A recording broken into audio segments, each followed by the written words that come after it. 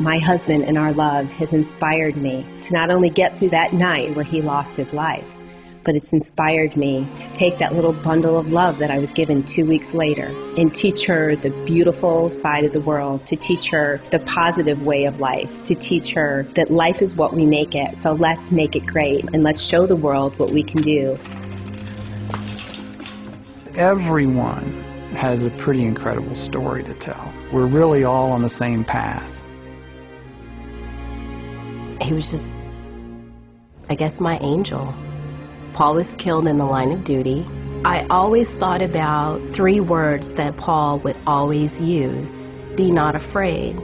I had to say, be not afraid to move on. Be not afraid to carry on this legacy. Be not afraid, whatever happens in life, you can do anything that you put your mind to. My dad was killed by a drunk driver. He probably was the first person that taught me about philanthropy and giving back to the community. His life isn't just a number. It felt like a lifetime of waiting, and then they came out and told us that he didn't make it. He had had a massive coronary. It was sudden. It's influenced me in my career because I feel a passion to educate parents to prepare their families for the unexpected. My mother died when I was 9. She and my dad were playing tennis, and she pulled a muscle in her leg, and she died 3 days later in her sleep from a blood clot. My father died from a heart attack the day before I started 7th grade, and I was 12. For me, it's so uplifting to make other kids' grief journeys easier than mine, seeing their load get lighter, you know, from telling their story and from being around people who get it. It's the ultimate high in helping to make some sense out of why my loss happened to me. I think the biggest lesson that I've learned is don't ask why, just accept it. We're always saying, we don't have time for this, we don't have time for this. Make time. There should be family dinners. There should be time to take that picture around the Christmas tree. Today's society, we rush through everything because everyone is so busy, and just stop and take the time. We were looking forward to the birth of our daughter and just having that complete family that we wanted, a boy and a girl. He went to work, and about 10:30 his aorta ruptured and he was gone. You know, it wasn't a pleasant visit the day that the insurance man showed up and handed me that check, but thank God that it was there. We have an obligation to our customers to talk to them about life insurance. It's just very detrimental to lose a father, as I'm sure everyone feels the same way if they lose a loved one. He ended up dying when I was 11.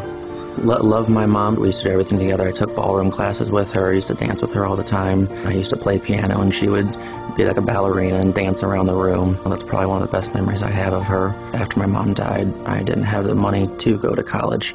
If you have someone that is dependent on you, you need to make sure that they are taken care of if you are no longer there. That is the biggest thing. The thing that we can do to support each other in this mission of helping people recover from the unexpected and realize their dreams is to recognize that we are all here for the customer. When you have tragedy, all of a sudden the walls are opened up and you see the aches and the pains that you didn't see before. And that gives you so many opportunities and the credibility to talk to people about things that have happened to them.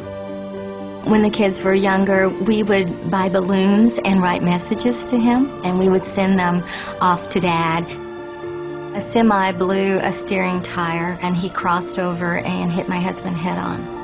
We would never have thought that that would happen, but it can and it does to great, wonderful people, and you need to be prepared, especially if you have children.